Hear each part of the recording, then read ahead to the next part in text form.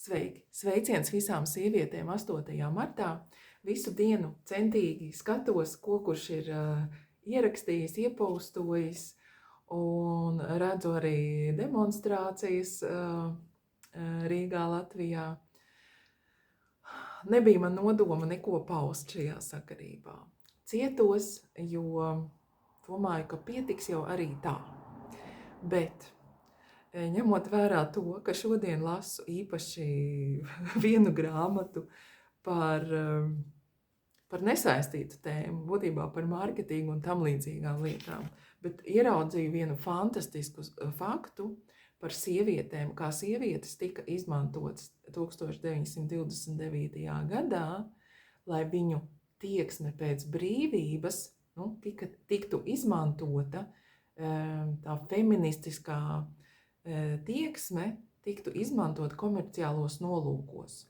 Kā rezultātā sievietes kārtējo reizi tika izmantotas, viņu vēlme būt neatkarīgas un brīvas tika izmantotas komerciālos nolūkos.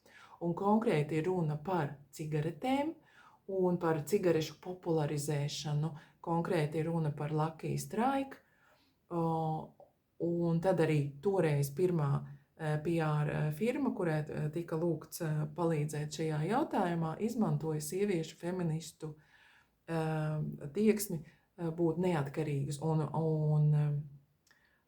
ar cigaretēm, ka būtu iespējams paust neatkarību no vīriešu dominances.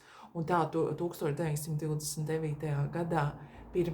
aprīlī, kas bija Ņujorkā par godu tolaik lieldienas tieši tuvojās, vai jau bija, to es te neuztvēru, bet bija tāds tā kā Ņujorkas lieldienu dienas parāda 29. gadā.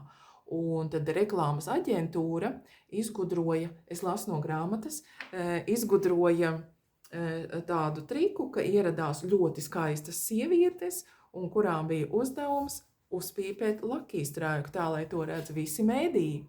Un pēc tam arī bija ierakstīts, ka group of girls puff at cigarettes as a gesture of freedom, jo viņām tas ir bijis torches of freedom, brīvības un neatkarības lāpas.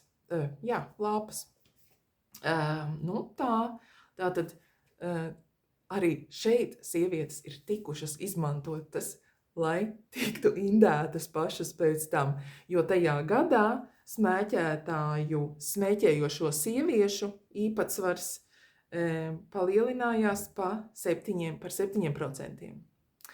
Lūk, dārgās sievietes, cīņa nav beigusies.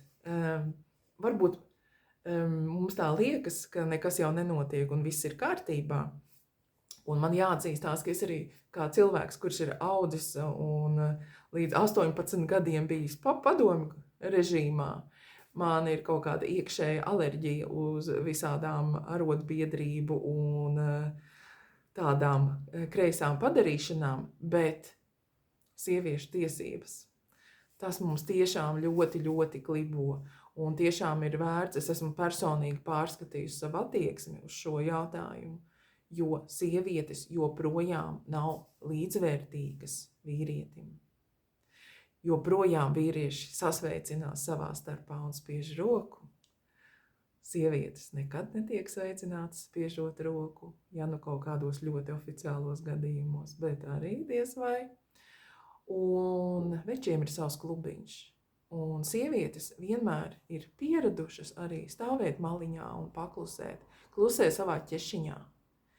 Un mēs darīsim, kā mēs gribēsim.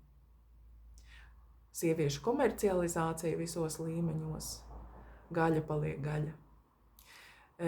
Mīļās sievietes, māsas, draudzenes, cīnāmies tālāk. Priecīgus svētkus!